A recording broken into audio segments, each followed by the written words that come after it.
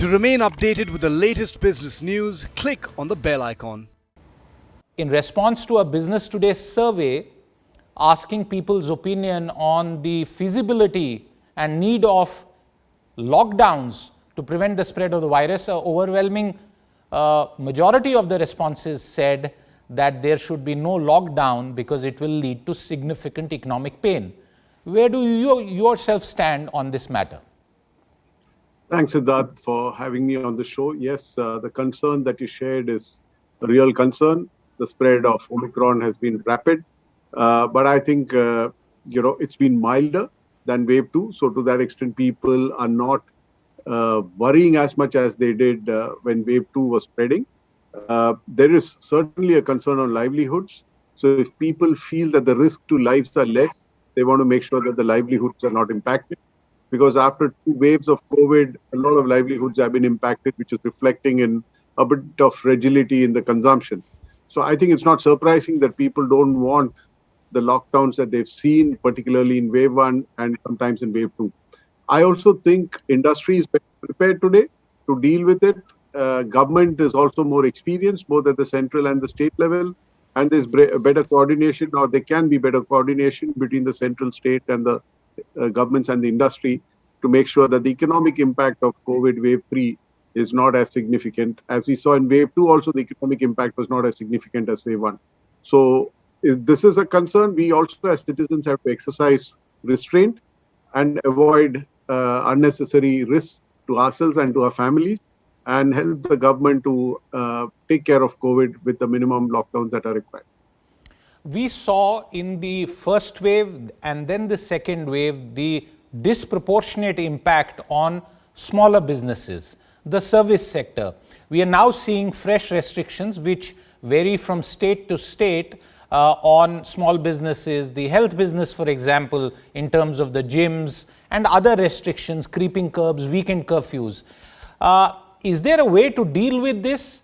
Should the respective state governments who put in these curbs also at the same time announce some support measures for those sections of industry? You know, large companies like the one that you represent have the wherewithal. But for smaller businesses which barely survive and are on the low margin side, why shouldn't the state governments and the center provide them some support, immediate support? Absolutely. I think your point is valid. If you look at the recovery post-COVID, many sectors have done well. Some sectors have struggled because they've been the most impacted by wave 1, wave 2, and now wave 3. Right. So our submission to the government has also been that the MSME sector needs to get the support that it's been getting. We need to continue with that support. High contact service sectors like the ones that you described, whether it's fitness, whether it is restaurants, hotels, tourism, aviation is just about coming back, etc. So some of these sectors need support, more than other sectors. And in fact, support can be directed to these sectors because some of the sectors don't need any support. So we agree with that. Whether what is it that can be done at the center and the state needs to be discussed with the local governments. But certainly as part of our budget proposals also, we've been saying that these are sectors which specifically need some support from the government. One of the other features of the government response to the corona pandemic and the economic recession slowdown that occurred as a result was that while it opened up the fiscal tap, where it spent quite a bit more than was originally envisaged, some people say that direct income support for the underprivileged, for the weaker sections, and for the small and perhaps micro enterprises across the country is still lacking. Do you think the forthcoming budget should keep this in mind and appropriately respond to the evolving situation? So we had, Siddharth, we had a few suggestions to the government. One is, of course, to continue with the support through Manrega, because that has been substantial and that has been important. So one is to continue with that as much as is required to make sure that the recovery is complete, particularly in the rural sector.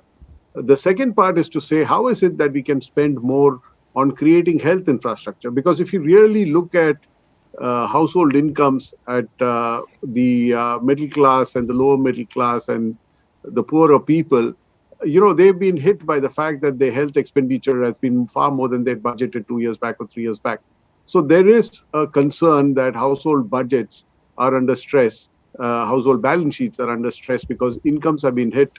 If the family is working in some of the sectors that have been more impacted by COVID, jobs have been hit and expenses have gone up in some of these areas. So there is a concern. Those are the households that need support. At the lower levels, you have Manrega. At a more higher level, it's more about how can you secure them against such kind of unplanned for expenses in the future by great expenditure in health infrastructure, and also to create something like a pandemic pool, a pool of capital that is available to respond to any future pandemic, and that can be created over a period of time. And CII has also submitted a paper to the government on that. So I think these are all areas to be done. And the more we can do about creating jobs and stability of incomes, the better chances that we will have of consumption coming back with the momentum that it had in the past. Why do you think the government has not been able to, for example, provide greater tax write-offs for the higher medical expenditure? I am talking of what is allowed on the personal income tax front, where there is a small amount of money that used to be deductible. Now, you yourself have mentioned that there is significant amount of medical expenditure that a lot of families have suffered. There are other issues that have come up. Do you think it's also time for the government of India, which provided a big corporate tax relief a few years back, to also do something on the personal income tax front for salaried individuals, for small business owners, for example? Siddharth, one needs to look at it in the overall context, because if you look at it from the government's perspective, they've spent far more on vaccination than they had planned to, right, by providing it across the country. So, and now with the booster shots, etc., there are a lot of expenses the government is directly incurring, which would have otherwise been incurred by the businesses, corporates, or individuals. Right? So the government needs to see how is the money best used in the most impactful way, so that it reaches all citizens. The other side of the argument, allow me to interrupt you. The other side of the argument would be that the government has raised substantial revenues from elevated retail prices of petrol and diesel, for example, and that has been used for the vaccine point that you made. What I am trying to understand is, for a government which a few years back provided a huge tax giveaway to corporate India, is it not time to also provide some tax relief on the direct tax front to the individual taxpayers? You have GST rates, which is a completely separate budget outside the budget now. No, I'm not arguing against that. All I'm saying is that, one needs to look at how much of money the government needs to spend on what. And if it is first ideally spent on vaccines, then it should spend it on vaccines before it gives the tax relief, because the tax relief is also relevant only to a certain section of society, whereas vaccines are relevant to all sections of society. And I think, to be fair to the government, till 3-4 months back, they were also not clear how much will be the revenues vis-a-vis the expenditure. I think the GST collections have been great. The recovery has been strong. Tax revenues have been strong.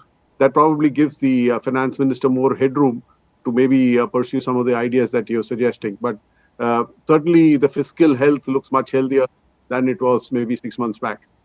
If the fiscal health is much better than what it was a few months back, what are the other key suggestions that you have made, from a boost for growth, a booster shot for the economy? Yeah. So the first and foremost is, of course, to continue to spend on infrastructure, because that is a force multiplier in many ways. It creates a lot of economic activity across the country, because a lot of infrastructure is being built in rural areas. It creates jobs, it creates incomes for MSME sector, and it creates infrastructure which makes Indian industry more and more competitive. So I think that's an area which has multiple impacts, and we say our recommendation is, please continue to spend even as much as private sector investment is slowly coming back, but let the government continue to spend on infrastructure that it has promised to, and do it quickly and efficiently, which it's trying to do.